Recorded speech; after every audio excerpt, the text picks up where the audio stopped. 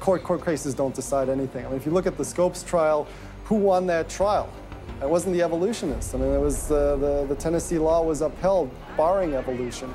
And yet, in the popular imagination, Scopes is the hero. Inherit the Wind, that movie, which is really bogus history based on the Scopes trial, has carried the day. These issues go much deeper than any decision by a judge. The evolution debate does seem to run much deeper than the courts, much deeper even than science. To generate this level of hostility, ID must threaten something at the very core of the Darwinian establishment. The entire globe is today the site of a momentous conflict. It is the challenge of ideas.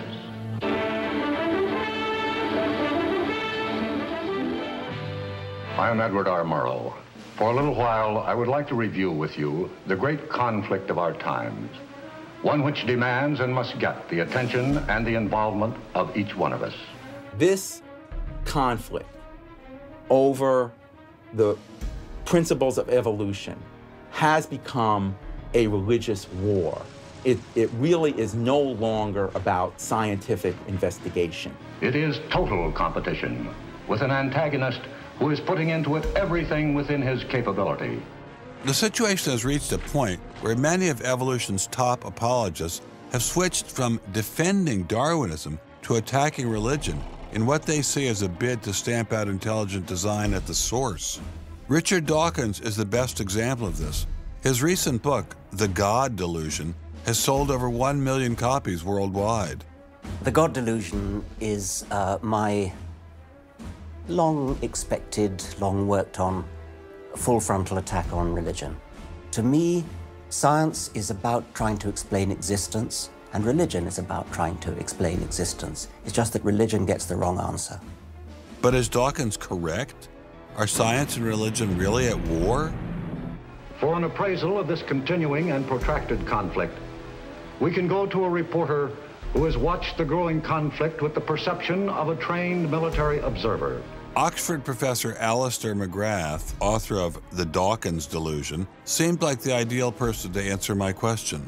Richard Dawkins has a charming and very, I think, interesting view of the relationship between science and religion. They're at war with each other, and in the end, one's got to win, and it's going to be science. It's a very naive view. It's based on a complete historical misrepresentation of the way science and religion have interacted. Dawkins seems to think that a scientific description is an anti-religious argument. Describing how something happens scientifically somehow explains it away.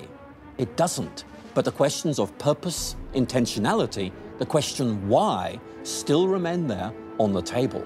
And I think it was just a catastrophic mistake to have someone like Dawkins address himself to profound issues of theology, the existence of God, the nature of life. He hasn't committed himself to disciplined study in any relevant area of inquiry. He's a crummy philosopher. He doesn't have the rudimentary skills to meticulously assess his own arguments. Genius guy, though. Very smart guy. A little bit of a reptile, but a very smart guy. The opposing point of view in this conflict rests on a fundamentally different vision of man. If you have two distinguished scientists, and in fact you can range many more on each side, as you know, saying exactly opposite things, that's telling me that the conflict is not between science and belief in God. Otherwise, you'd expect all scientists to be atheists. But it's a worldview conflict. It's between scientists who have different worldviews. You've got two competing explanations of the evidence. One says design, one says undirected processes. Both of them have larger philosophical or religious or anti-religious implications. So you can't say that one of those two theories is scientific and the other is unscientific simply because they have implications. Both have implications. People who tell you, for example, that science tells you all you need to know about the world, or that science tells you that religion is all wrong, or science tells you there is no God, those people aren't telling you scientific things. They are saying metaphysical things, and they have to defend their positions for metaphysical reasons. What is being presented to the public is, first comes the science, and then comes the worldview. I would want to argue that that may not be the case, that it may actually be the other way around, that the worldview comes first and is influencing the interpretation of science. My deep regret is some people are so deeply entrenched in their own worldviews that they will simply not countenance alternatives. I'm actually a person of the left, and not even a particularly religious person. I think of myself as kind of humanist. And I think it's sending a very bad message to religious people who are interested in science, that in some sense, in order to do science credibly, they have to leave their religious beliefs at the door. The founders of early modern science, Sir Isaac Newton, Robert Boyle, Johannes Kepler, Galileo, most of these early scientists all not only believed in God, but they thought their belief in God actually made it easier to do science. You can be religiously motivated and you can do good science. And they have more often gone together than not gone together. Admitting our biases is the best way towards rational discussion, which I would welcome. Rational debate is a nice thought, but it's nearly impossible in the current climate. I'd seen the chilling effect that this unquestioning devotion to Darwinism has had on science, but were there other consequences? No gods, no life after death, no ultimate foundation for ethics, no ultimate meaning in life, and no human free will are all deeply connected to an evolutionary perspective. You're here today and you're gone tomorrow, and that's all there is to it. Dr. Will Provine, professor of the history of biology at Cornell University, gave us another disturbing glimpse into where Darwinism can lead. Oh, I was a Christian, but I never heard anything about evolution because it was illegal to teach it in Tennessee. Dr. Provine's first biology professor changed all that. He started talking about evolution as if it had no design in it whatsoever. And I came up to him and I said, "You've left out the most important part."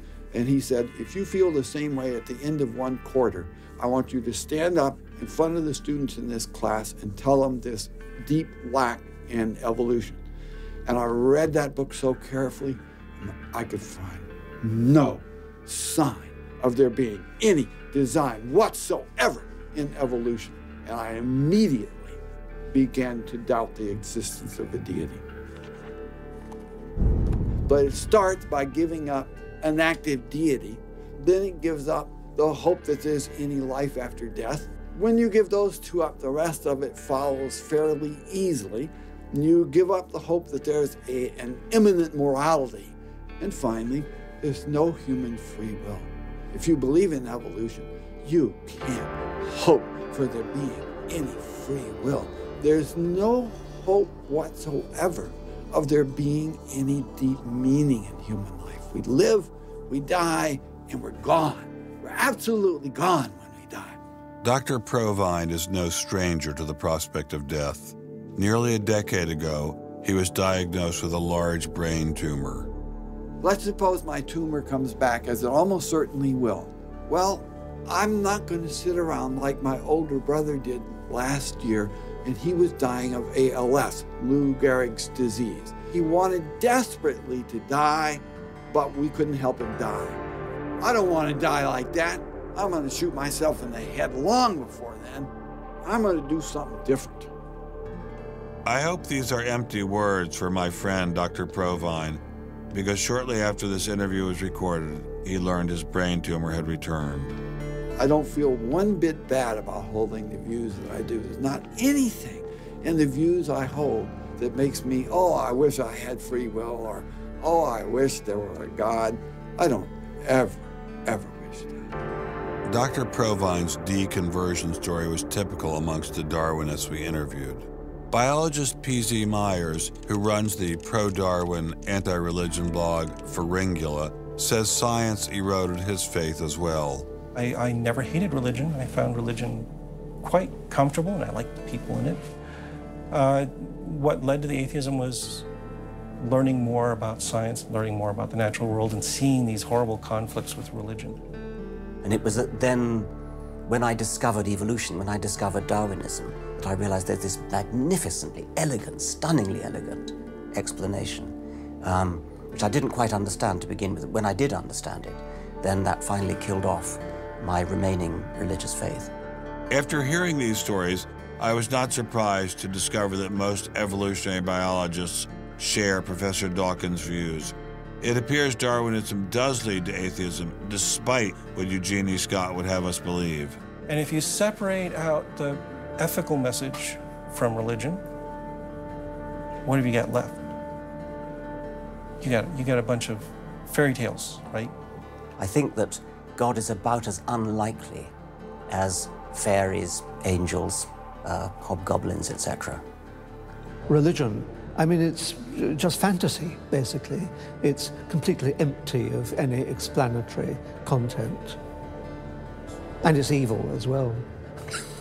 Half the people in this country think that drugs is what you have to regulate to make us safer, and half the people think guns, that's what you got to regulate to make us safer. But I always think if you're going to regulate one thing that has the most potential to cause death and destruction, religion. You got to start with religion, and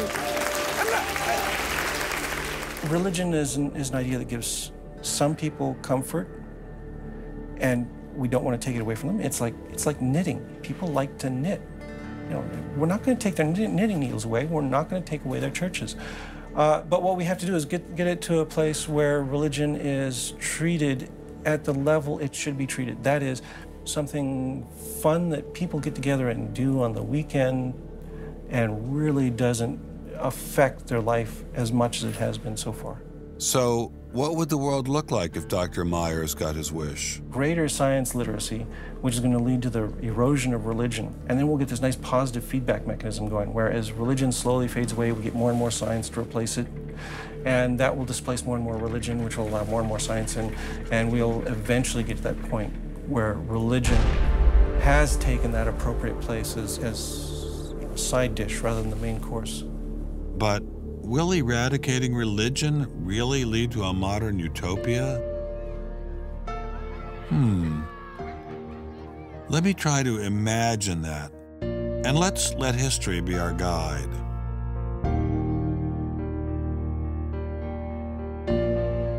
In part, I think Matthew Arnold put his hands on it when he spoke about the withdrawal of faith. There is a connection between a society that has at least a minimal commitment to certain kinds of transcendental values and what human beings permit themselves to do one to the other. That got me thinking, what other societies have used Darwinism to trump all other authorities, including religion? As a Jew, my mind leapt to